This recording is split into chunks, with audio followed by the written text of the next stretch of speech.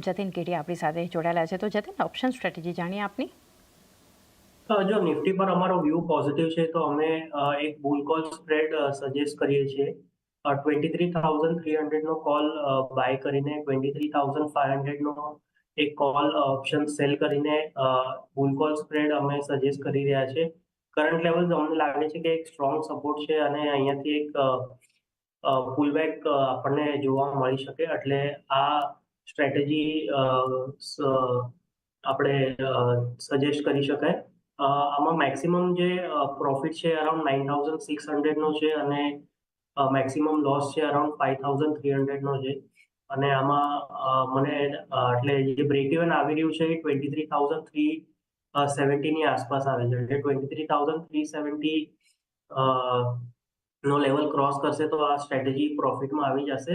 પણ ઓવરઓલ અમને લાગે છે કે ક્રુશિયલ સપોર્ટ્સ ઉપર છે, એટલે આ સ્ટ્રેટેજી અમે સજેસ્ટ કરી રહ્યા છીએ in the case of Nifty.